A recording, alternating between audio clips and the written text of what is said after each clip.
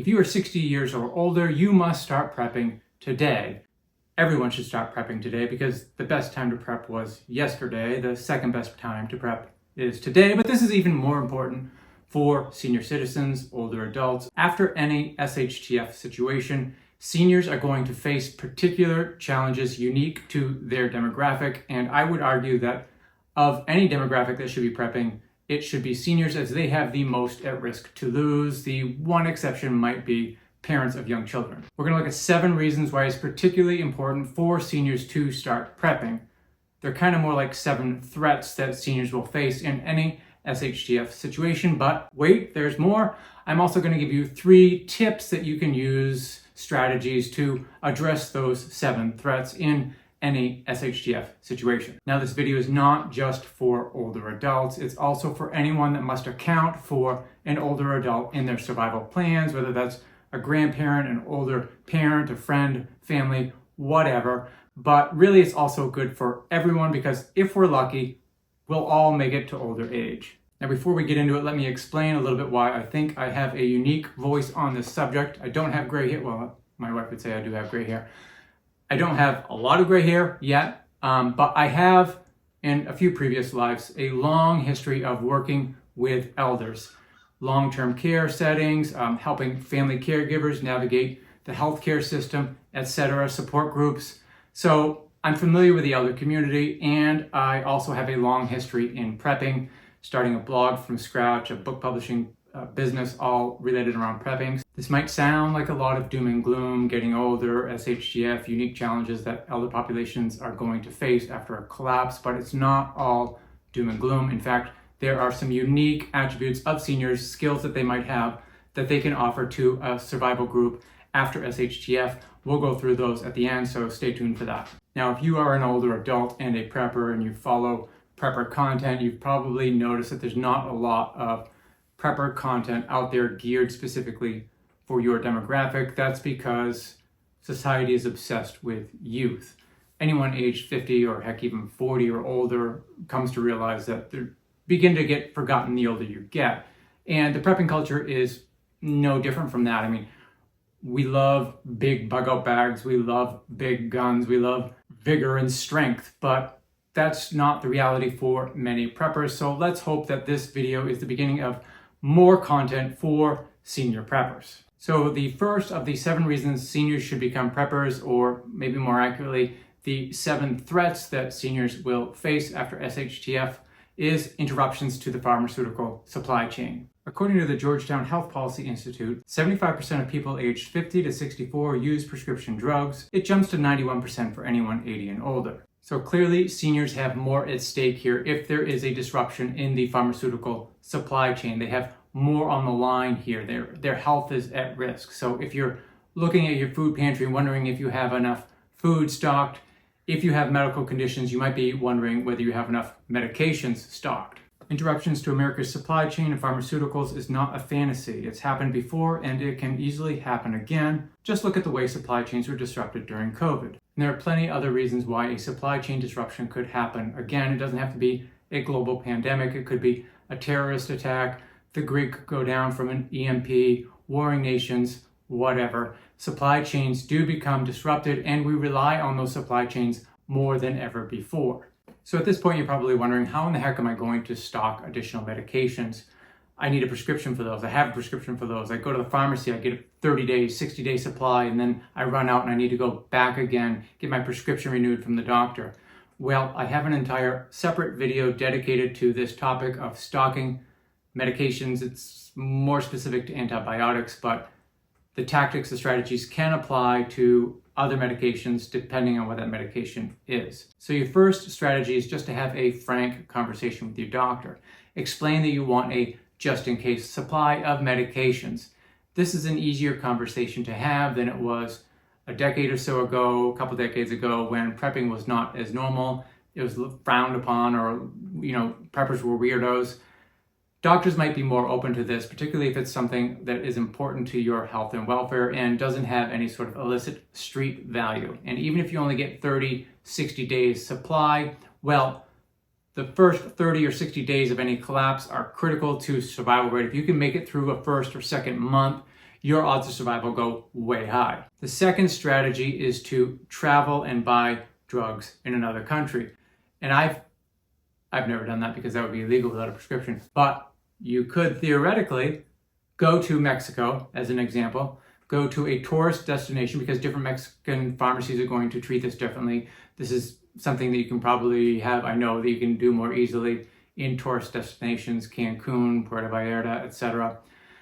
The pharmacies, La Farmacias, in those locations have many drugs available over the counter that require a prescription at home. Not all drugs, but many.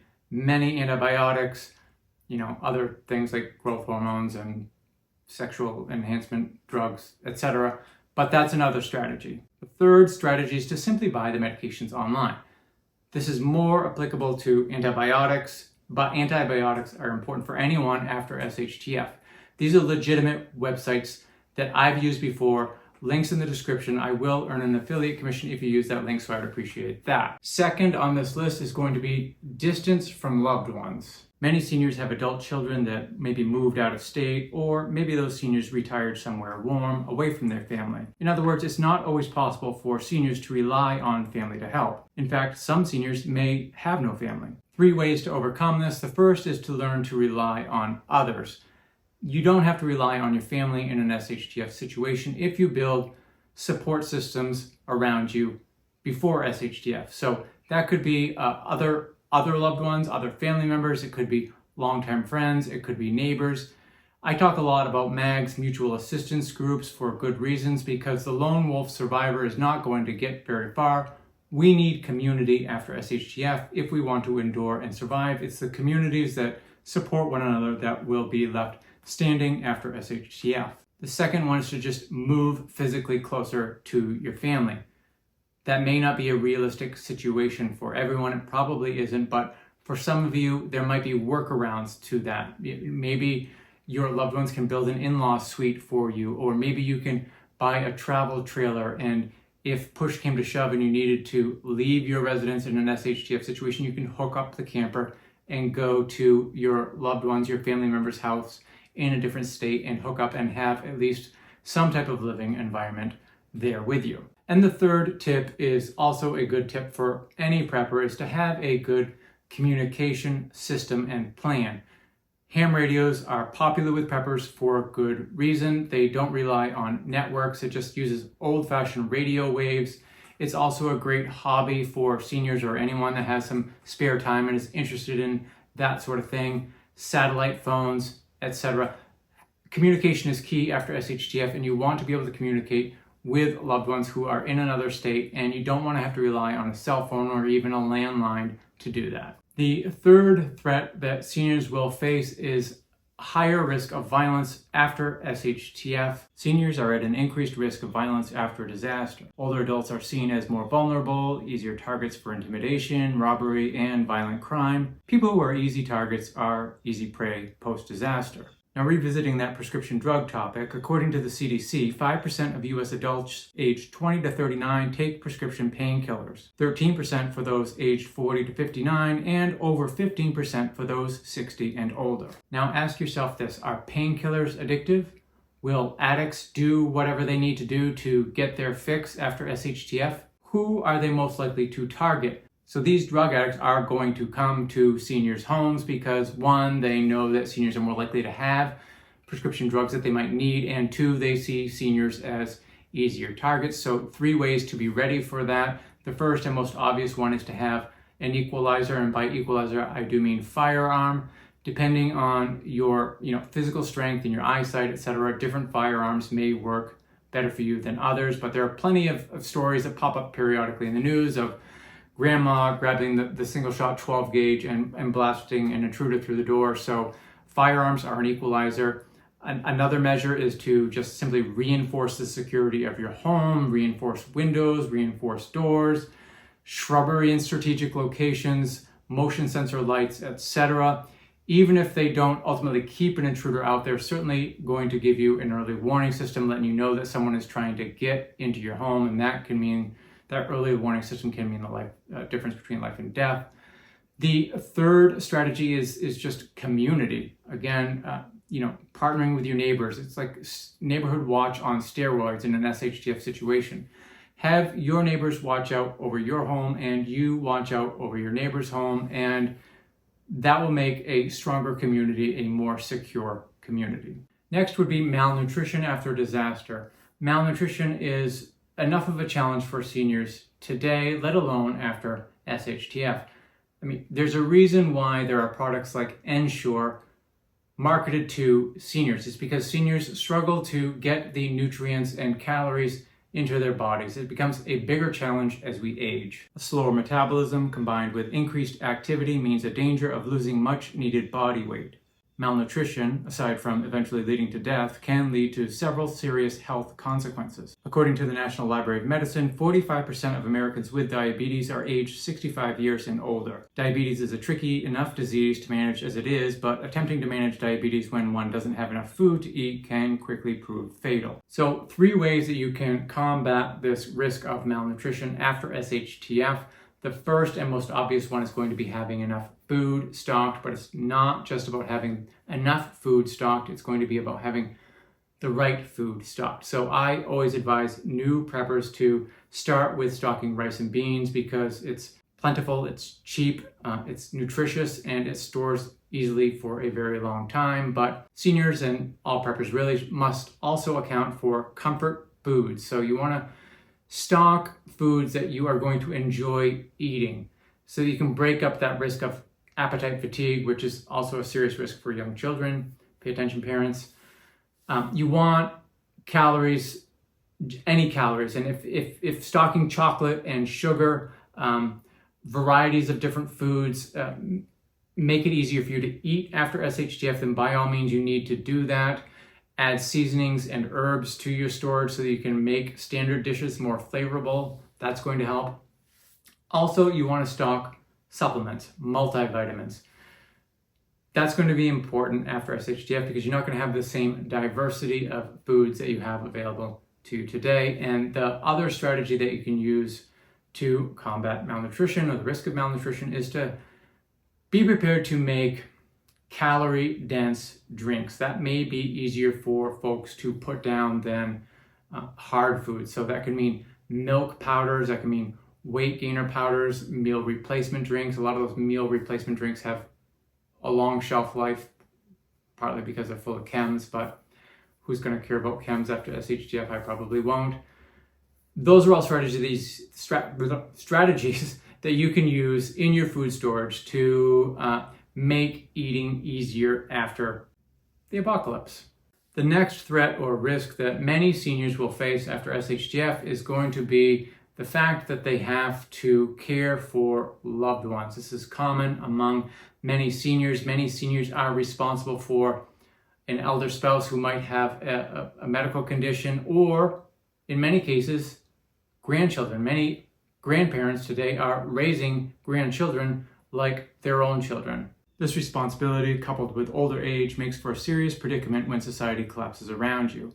If an older couple is raising their grandchildren, will they have the resources and strength to continue that after SHTF? Likewise, if you are a senior caring for a spouse that needs a CPAP to breathe at night, requires special foods, etc., do you have the preps in place to carry on once the grid goes down? Prepping generally is going to be what helps you care for those loved ones after SHTF, whether it's an EMP, a terrorist strike, natural disaster, or whatever. Remember I told you I'd give you 3 tips for each threat? Well, I kind of lied. I don't have 3 tips on this one because everybody's situation is unique to them. So if I knew your situation, what you had to do to care for your loved one or your grandchildren, then I could offer you 3 tips specific to your situation. And if you want to add a comment in the comments section, go ahead and I'll do my best to help you out. And while we're on that subject, please like, share, subscribe to the channel. But it really becomes an issue of having a personal preparedness plan,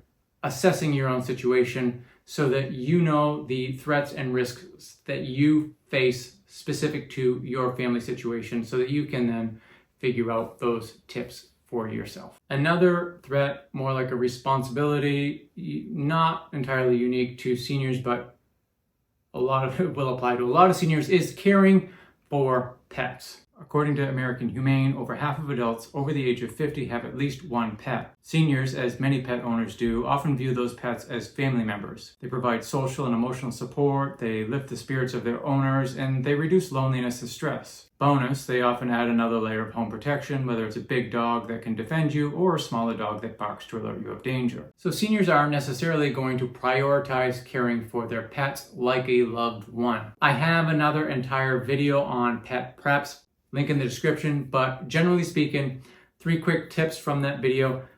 Buy extra dog food, cat food, pet food, whatever your pet needs, and vacuum seal that. Oxygen absorbers, similar to what you do with rice and beans. Consider microchipping your pet. It's not for everyone, but it is a strategy to make sure that your pet gets back to you. This is particularly important for natural disasters because pets can escape or try to flee in a natural disaster, and pets go missing after natural disasters all the time. If they're microchipped or have a collar, all the better, they're going to get back to you. The one downside of a collar that I mentioned in the other video is that, particularly in a natural disaster when craziness is going on, collars can get caught up on things. And like medical preps for yourself, you also want to consider medical pet preps. That can be anything from additional bandages to some veterinary tools, additional medications that your pet may already take, and I would also advise stocking a few veterinary care type books, at least to cover the basics, so that if your pet did encounter some medical situation that didn't require advanced care, you can thumb through a reference book and care for your pet at home. Last on the list is trouble staying warm or staying cool, or just trouble maintaining body temperature. This is a particular challenge for seniors in winter, staying warm in the winter and staying cool in heat surges in the summertime.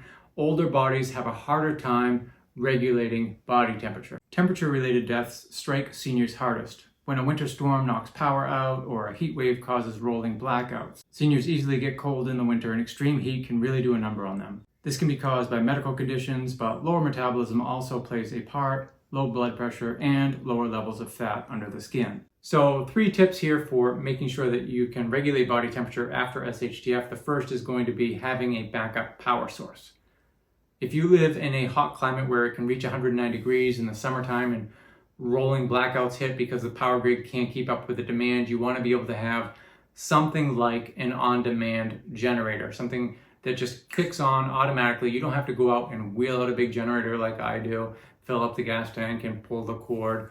It'll just come on, and your home will stay cool. And that might also mean that you can invite your elder neighbor over to stay cool with you. Now, on the other side of that, in the wintertime, you want to be able to have additional heat sources available to you that don't require the grid. Certainly, if you have that on-demand generator and you're running a boiler, that can kick on and heat some water to run through your pipes or hot air to blow through the furnace. But I'm thinking more along the lines of like a wood stove, something that can keep your home warm and your body warm when the power goes out. If you're not up to the task of processing firewood, then there are other options that you can explore, kerosene, propane, what have you, that don't require power to keep you warm. Now, my last tip here is one you've already heard before. It's in that community vein. It's having a place that you can escape to if you cannot stay cool or warm in your own home. Again, that's maybe a neighbor's house, maybe it's a friend's house, whatever it is, maybe it's the church, I don't know. Whatever it is for you, whatever community looks like for you, build those social connections now. That's going to seem awkward for some people to have to go and knock on a neighbor's house in the middle of a snowstorm and say, hey, I'm cold, can I come in? But I can tell you that anyone short of a complete asshole is going to welcome the opportunity to help an elder neighbor in need. It makes them feel good to help you, and you stay warm or cool, so win-win. So those are the 7 risks, threats, reasons that seniors should start prepping today. But what is it that seniors can offer communities, survival groups, society after SHTF? Probably more than you think. The first would be caring for children. Young, fit parents are probably going to be needed elsewhere doing manual labor type stuff after SHTF.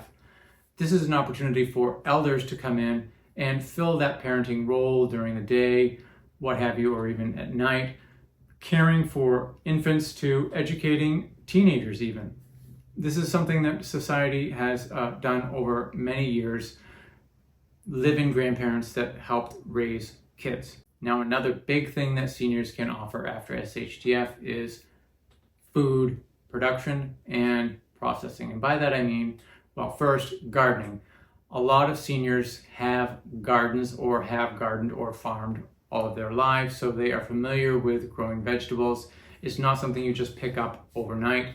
People that stock survival seeds and think that they're just going to start a garden as soon as SHTF hits are going to come into some unfortunate surprises when they try to do that their first time out. But a lot of older generations know exactly how to do that. And then canning the food that comes out of those gardens. Seniors know how to preserve food more than a lot of today's generations, and they also know how to cook better than many of today's generations. That's going to be a huge asset after SHTF.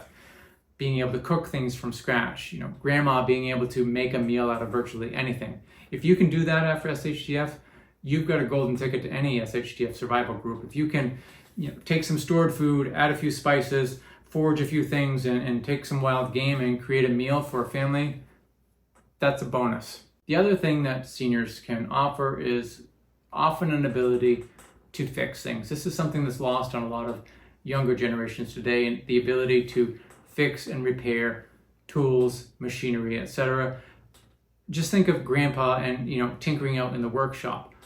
Not many people can do that or even do that today. They're more apt to just buy a replacement tool. But if you have the skill set to be able to repair tools and equipment after SHTF, you will be an asset. So that's it. That's all I've got on this video. However, if you are a senior watching this video, I would appreciate a comment. Let me know if there's things that you face or that you fear in your situation that I didn't cover in this subject. I'd be curious to know what that is. If you're not a senior and you've watched this video all the way through, kudos to you. Let's take care of our elders. Let's think about our elders after SHTF. And I'm not even talking about the apocalypse. Even if it's just a winter snowstorm, check on Granny down the road. See you in the next video.